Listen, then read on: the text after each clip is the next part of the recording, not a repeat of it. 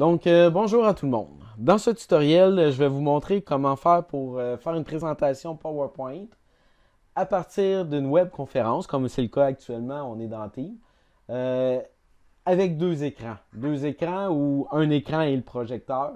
Ça peut être ça qu'on peut simuler. Parce qu'avoir deux écrans, c'est exactement ça. Si tu as un projecteur branché avec ton écran, c'est la même affaire que si tu avais deux écrans. C'est le même principe. Si je vous partage un petit fichier Word que j'ai fait rapidement, dans le fond, ici, on voit le tableau de l'enseignant. Donc, c'est le projecteur qui est dans le tableau. Sur le côté, on voit le bureau de l'enseignant sur lequel serait posé l'écran numéro 1, donc son appareil, son ordinateur portable. Puis, ce qu'on voit ici, ben, c'est les élèves qui sont à l'école, là. C'est les bureaux des élèves. Donc, c'est ça le principe. Je veux que mon PowerPoint soit présenté à l'ensemble de ma classe. Je veux que ceux qui sont dans la classe voient le PowerPoint et ceux qui sont à distance voient le PowerPoint aussi. Donc, en passant, je vous remercie beaucoup d'être avec moi, Mélanie, Marie-France et Marie-Ève. C'est très apprécié. Donc, la première des choses, ce que je vais faire, c'est que je suis en webconférence avec ces dames. Ce que je vais faire, c'est que je vais cliquer sur partager du contenu et qu'est-ce que je vais partager? C'est la première question que je me pose. Bien, je vais partager mon écran numéro 2. Mon écran numéro 2 étant mon projecteur. C'est lui que les élèves dans ma classe voient. Donc, c'est lui que les élèves qui sont à distance devraient voir aussi. Donc, mon écran numéro 2, je clique dessus. Il faut toujours se poser les bonnes questions. Qu'est-ce qu'on veut que l'élève voit?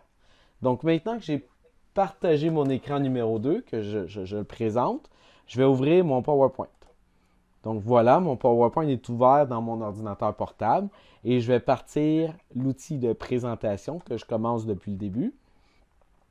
J'ai deux modes. J'ai le mode diaporama, donc en mode présentation, et j'ai le mode présentateur. Donc le mode présentateur me permet de lire mes notes, de naviguer en cliquant sur les flèches. Je peux faire un paquet d'affaires, je peux même faire des annotations, tout ça. Je vous laisserai l'explorer. Notez que si je décide de changer d'écran, je peux simplement aller cliquer sur paramètres d'affichage, puis basculer d'un mode à l'autre. C'est pas ce que je souhaite actuellement. Je souhaite vraiment faire que ce soit la partie diaporama de ce côté-là. Donc, puis cet écran-là, l'écran présentateur, ne m'intéresse pas. Il m'indiffère totalement, j'en ai pas besoin. Pourquoi? Parce que je veux voir l'ensemble de mes élèves qui va apparaître là-dessus. Donc, je prends ma souris, je viens vis-à-vis le pictogramme représentant Team et je viens cliquer sur la figure, le code figure, où on voit tous mes élèves qui sont à distance. Maintenant, j'ai vraiment le visuel que je désire. Celui de mon PowerPoint et celui de mes élèves. Et si je veux changer de diapositive pour mon PowerPoint, tout ce que j'ai besoin de faire, c'est cliquer à l'intérieur et je peux le changer. Remarquez un petit truc dans le bas complètement.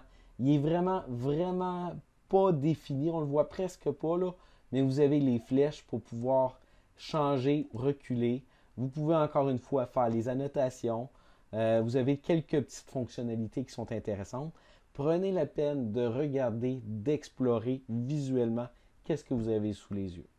Donc, ça complète ce tutoriel. Merci beaucoup pour votre attention. Merci encore une fois, mesdames, d'avoir été présentes avec nous. On se dit à une prochaine. N'hésitez pas à faire un j'aime sur cette vidéo et même à vous abonner à ma chaîne YouTube. Bonne journée.